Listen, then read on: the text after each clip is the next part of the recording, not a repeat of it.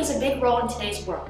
If it weren't for the media, we wouldn't know about important things that happen on the other side of the world, like the tragic tsunami in Japan. At the same time, the media has got its flaws. If someone wants to keep their personal affairs personal and they have a high reputation, the media makes it impossible.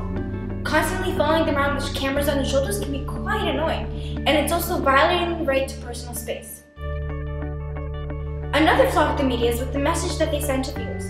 If you take a look at different news channels and articles, you'll see that the information is slightly different than the others. This is because if everyone reported the same thing in the exact same way, then there would be nothing interesting to keep the viewers from switching the channel. Greed is another thing that's wrong with the world. It's a monster that takes over and tells us to consume more things in order to make us feel happy.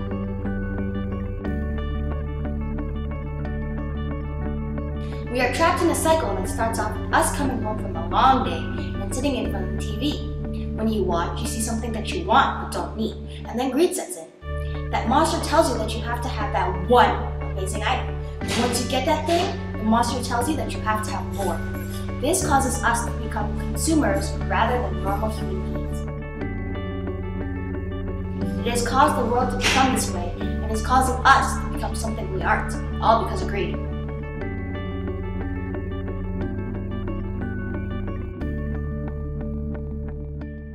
Love is what, in my opinion, can solve all these problems.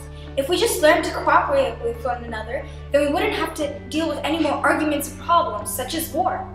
Do you want humans to seem like greedy, selfish animals who just want to fight and create problems with one another in 5 years? No? Then we gotta do something to prevent ourselves from going in that direction.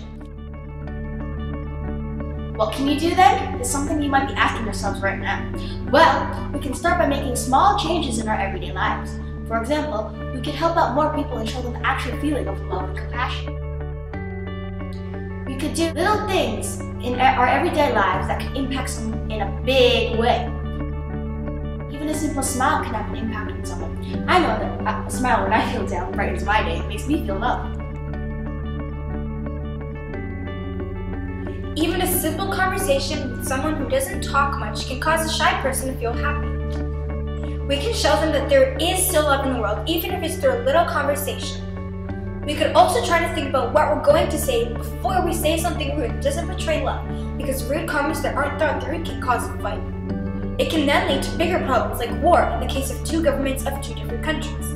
It can also impact many innocent people if the fight becomes a great fiasco, just like what is happening right now in Libya and US.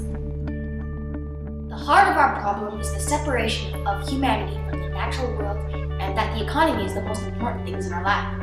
This quote by David Suzuki is a very important reference to what's wrong with the world. The economy that we have created is running our lives, and the very change in it in the slightest way can impact us in the greatest way. The recession is an example. The economy crashed and forced us into the recession. We had to be careful of what we bought because it caused prices to be higher, so that the government gets as much as a benefit from little money that is being spent. It's the most important thing in our lives right now, and we have become dependent on it. What is the economy for? How much is enough? David Suzuki sure asked some tough questions there. They really make you think about how we contribute to it daily, don't they? How much is really enough? We buy things almost every day, and that contributes to the economy. Do you ever think back on a day when the economy is low and say to yourself, I think it should contribute to the golden era of the economy a little bit more? I mean, it kind of is my fault. If I bought something the other day, the economy would be stronger. There's nothing wrong with contributing to the golden era, but at some point, you have to stop and think to yourself, when is enough?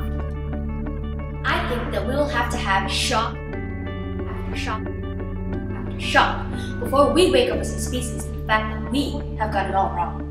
This quote by Ray Anderson is important to us. I believe that this man has it all right.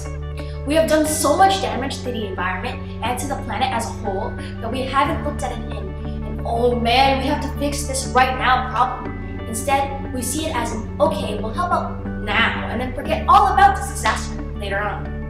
I believe that we shouldn't do this. The world is changing for the worse, and the pollution is having a bad effect on the environment and the planet. And the world as we know will become a disgusting, trash-filled, non-sustainable world.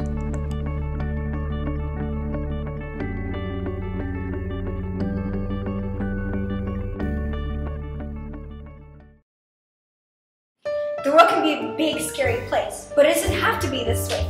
If we all try to show a little love and compassion in our daily lives, then we can change the world for the better. Who would want to be a greedy, selfish animal anyways? So remember, smile And get ready to change the world.